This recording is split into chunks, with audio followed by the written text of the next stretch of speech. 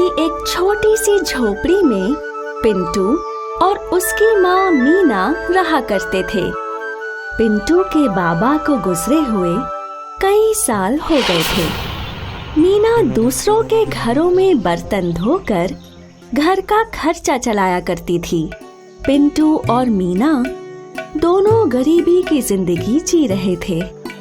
बेटा पिंटू, मैं चाहती हूँ कि कल से तुम स्कूल जाओ और पढ़ाई करो। लेकिन माँ, हमारे घर की परिस्थिति इतनी खराब है, आप मेरी पढ़ाई का खर्चा कैसे उठाएंगी? वो मैं देख लूंगी, बाकी तुम सिर्फ पढ़ाई पे ध्यान दो। वैसे भी सारा दिन यहाँ वहाँ मटर गश्ती ही करते रहते हो। कम से कम अगर तुम स्कूल जाओगे तो भविष्य में तो तुम्हारी जिंदगी संवर जाएगी। ठीक है माँ, लेकिन मैं भी कुछ काम ढूंढकर आपकी मदद करूँगा। हाँ ठीक है। और अगले दिन मीना अपने बेटे को पहली बार स्कूल छोड़ने गई। मीना बहुत खुश थी और अपने बेटे को स्कूल में जाते देख उसके आंसू नहीं रुके। अब मीना ने और 2 घरों में काम करना शुरू कर दिया था। पिंटू स्कूल से लौटकर अपनी माँ मीना की राह देखने लगा। माँ को अब तक तो लौट आना चाहिए था, कहाँ रह गई माँ? पिंटू काफी देर तक राह देखता रहा और फिर मीना लौट आई। कहाँ रह गई थी आप? कुछ नहीं, मैं और 2 घरों में काम कर रही थी। और 2? हाँ, तेरी पढ़ाई के लिए। माँ, वैसे तेरे स्कूल का पहला दिन कैसा था? बहुत अच्छा था माँ। मेरे स्कूल में बहुत से बच्चे हैं, मैंने बहुत सारे दोस्त भी बनाए और हमारे मास्टर जी भी बहुत अच्छे हैं। अच्छा है, अच्छा है। तुम अच्छे से पढ़ लिख कर बड़े ऑफिसर बन जाओ। और माँ, मैंने अपने लिए काम भी ढूंढ लिया है। कल से मैं रोज पेपर डालने जाऊंगा, जिससे आपकी कुछ और मदद हो जाएगी। मेरा लाडला। और अगले दिन से पिंटू रोज लोगों के घरों में पेपर डालने लगा। उसके बदले व्यापारी उसे कुछ पैसे दे दिया करता था और फिर घर लौटकर वो स्कूल के लिए तैयार हुआ करता था। और फिर मीना उसे स्कूल छोड़कर अपने काम पर चली जाया करती थी। कई दिनों तक ये सिलसिला चलता रहा। एक दिन पिंटू पेपर डाल ही रहा था जब वो व्यापारी के पास लौटा तो उसके पास एक पेपर बच गया था। साहब, आज एक पेपर ज्यादा आ गया था। ठीक है, ये पेपर तुम ही रख लो। पिंटू पेपर घर ले गया और वो उसमें छपे हुए शब्दों की पहेली को सुलझाने लगा। फिर स्कूल के रास्ते जाते वक्त वो एक न्यूज़पेपर के दफ्तर में रुका और उसने वो पहेली वाला पेपर उन्हें दे दिया। और फिर रोज की तरह वो लोग स्कूल गए और मीना अपने काम पर चली गई। अब मीना एक घर के बाद दूसरे और फिर तीसरे घर में काम किया करती थी और पिंटू स्कूल के बाद पढ़ाई करता था। फिर अपने घर की साफ सफाई करके अपनी माँ के लौटने का इंतजार किया करता था। 15 दिन बाद जब पिंटू अपने स्कूल में था तो पिंटू के मास्टर जी के साथ एक ऑफिसर आए। यही है पिंटू? तो वो तुम हो जिसने वो पहेली का हल किया था? जी सर। तुम बहुत ही बुद्धिमान हो।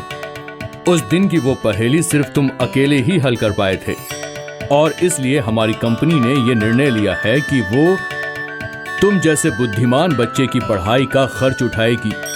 ये सुनकर पिंटू बहुत खुश हुआ। स्कूल के बाद वो घर पहुंचा और आज वो अपनी माँ का बड़ी ही बेसब्री से इंतजार कर रहा था।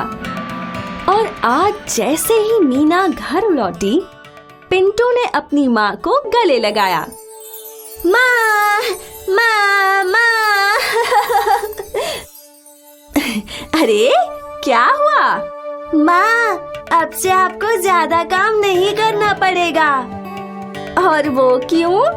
क्योंकि वो पेपर वाली कंपनी वालों ने मुझे स्कॉलरशिप दी है।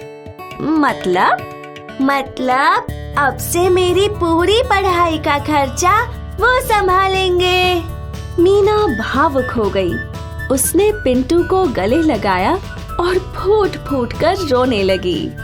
ये कहानी हमें ये सिखाती है कि मेहनत हमेशा रंग लाती है।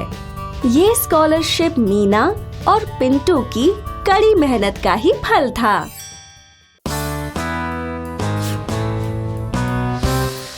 सब्जी ले लो, ताजी ताजी सब्जी ले लो।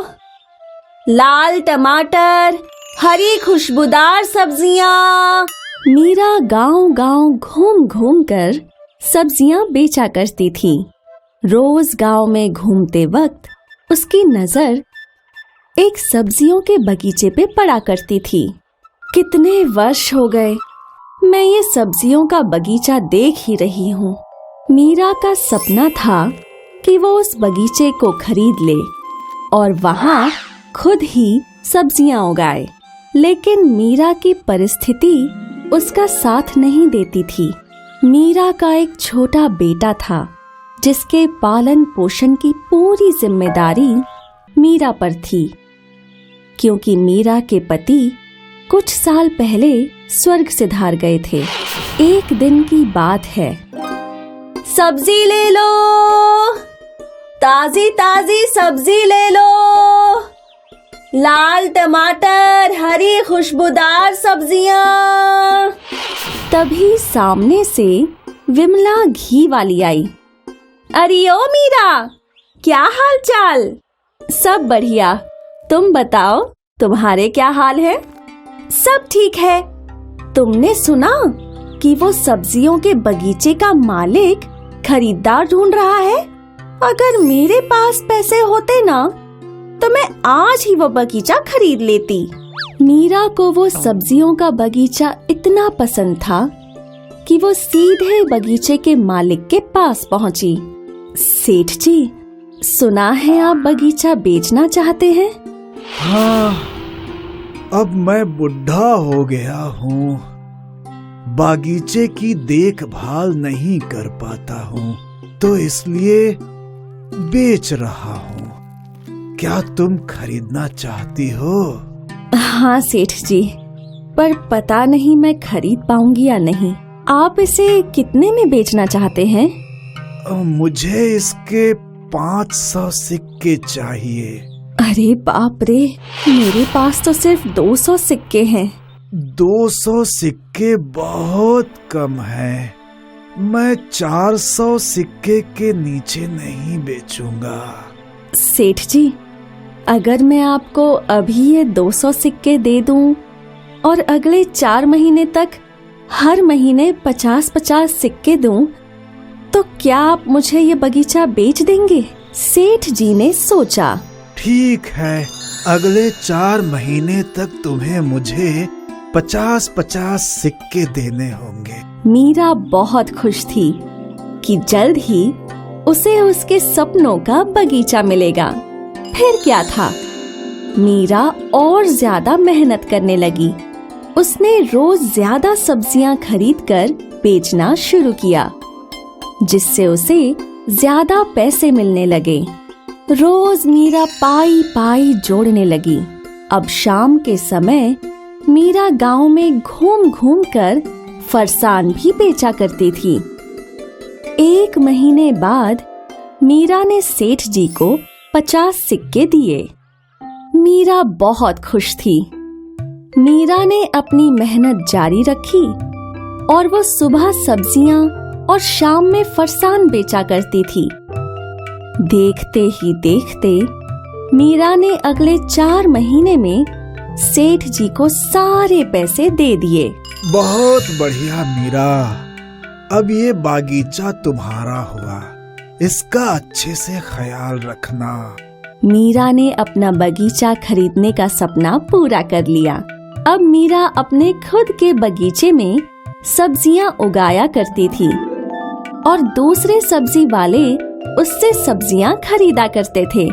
मीरा के परिश्रम ने उसकी जिंदगी बेहतर बनाई। उसका बेटा भी अब अच्छे स्कूल में पढ़ने लगा और मीरा की जिंदगी सुखद हो गई। इसलिए कहते हैं, मेहनत करने वालों की हार नहीं होती। हाय, मैं हूँ शाइनी। अगर आप मुझे ऐसे ही देखना चाहते हैं तो इस वीडियो को जरूर शेयर करें और हाँ, इस चैनल को भी सब्सक्राइब करना ना भूलें।